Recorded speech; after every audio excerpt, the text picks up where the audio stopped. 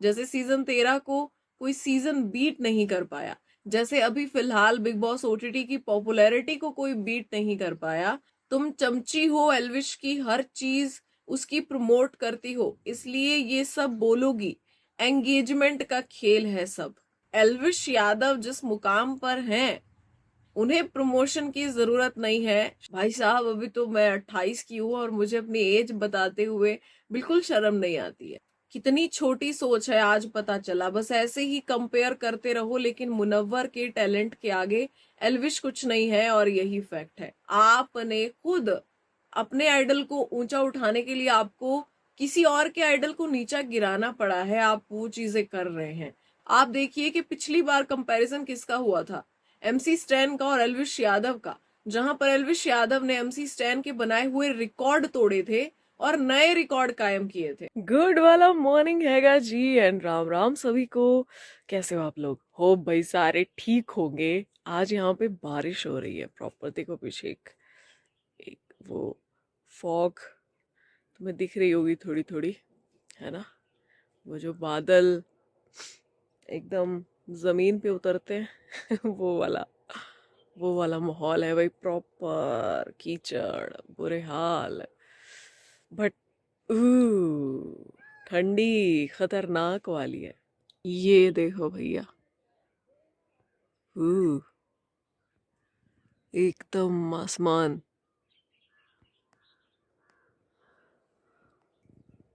ये देखो,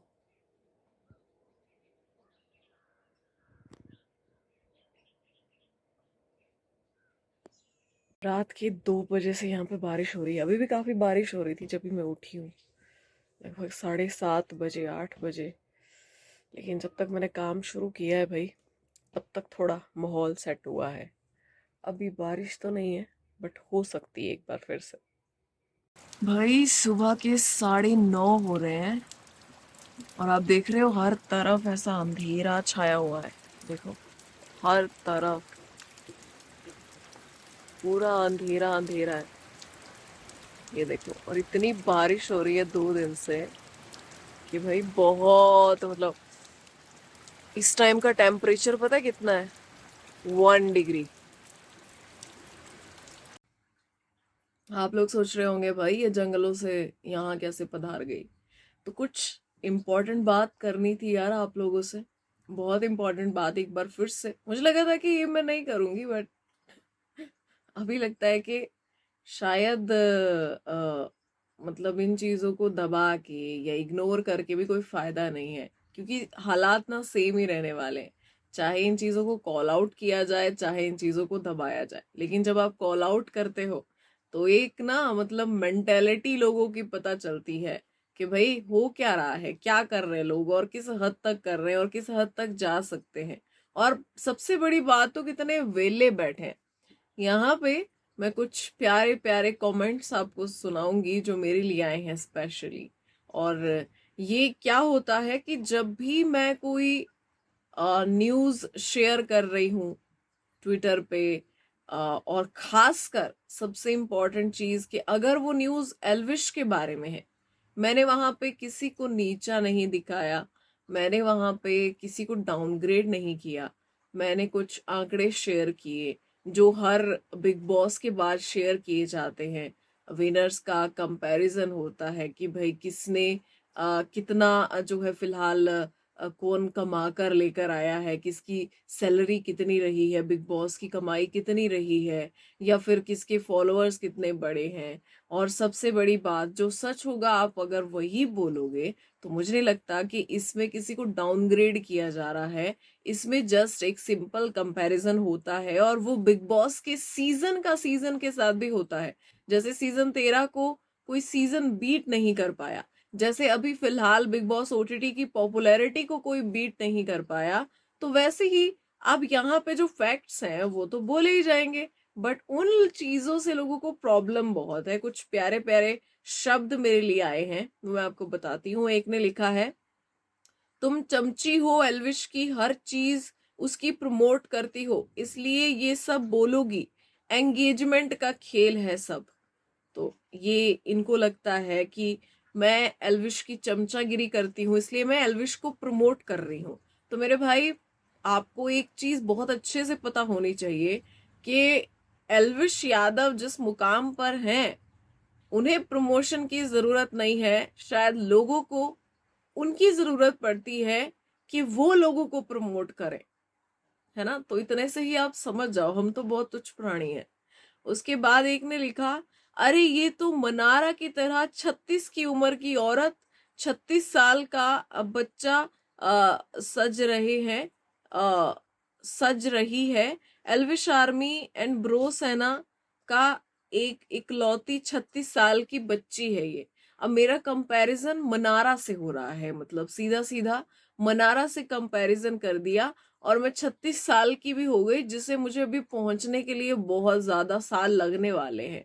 भाई साहब, अभी तो मैं 28 की हूँ और मुझे अपनी एज बताते हुए बिल्कुल शर्म नहीं आती है, ठीक है। तो मैं जितनी हूँ उस हिसाब से मुझे लगता है बहुत अच्छी हूँ। ओके। उसके बाद भाई एक ने लिखा, तुम्हारा टनल पे छोड़ूंगा मेरी प्राइवेट पार्ट, आ जाओ। ये वाओ, नाइस। एक ने लिखा है, अदिति तू एल्विश की दलाल है क्या। वाह। एक ने लिखा है, ये किसको एंकर रख लिया, हमें न्यूज चाहिए, निब्बो निब्बी की तरह लाइक्स काउंट नहीं। वाह। ओके। वैसे आप भूल गए हैं कि मैं यहाँ पे सत्ता की खबरें देने के लिए तो बैठी नहीं हूँ, एंटरटेनमेंट इंडस्ट्री और टीवी इंडस्ट्री की न्यूज कवर करने के लिए बैठी हूँ। तो उसी हिसाब से न्यूज कवर करूंगी माय डियर। अगर आपको सत्ता की न्यूज, अगर आपको पॉलिटिकल न्यूज चाहिए, तो आपने गलत चैनल सब्सक्राइब कर लिया है। ओके। तो यहाँ पे आगे किसी ने लिखा है, निकलना, BKL, इसका मतलब क्या होता है मुझे नहीं पता। हम नहीं जानते क्या तू कितने उठाती है एल्विश के, और तू कितनी बारी PILLI है उसकी। बहुत जल्दी हुई 2 दिन से सबकी बर्नौल स्टॉक शॉर्ट हो गया है। इनको लगता है कि मुनव्वर जीते हैं तो मैं जल रही हूँ। मतलब जिसने पूरे बिग बॉस सीजन 17 में कवर किया सब कुछ, तो मतलब मैं जल रही हूँ कंटेस्टेंट से। भाई मेरा पर्सनल क्या है उनके साथ, मुझे यही समझ में नहीं आता। क्या मेरा कोई पर्सनल कनेक्शन है किसी भी कंटेस्टेंट के साथ? यार उनमें से कोई भी मुझे नहीं जानता पर्सनली, हम एक दूसरे को नहीं जानते। मेरा जो काम है, मैं अपना काम कर रही हूँ भाई साहब। उसके बाद किसी ने लिखा है, व्हाट अबाउट एक्स बेटी, वहां आधी भी नहीं है तेरे सुअर की। ये कमेंट इन्होंने एल्विश के लिए लिखा है। तो भाई एल्विश के लिए जितना हेट आता है, उसकी कुछ परसेंटेज का तो एल्विश के लिए जो अच्छे शब्द बोल देते उनको भी आता है। ओके।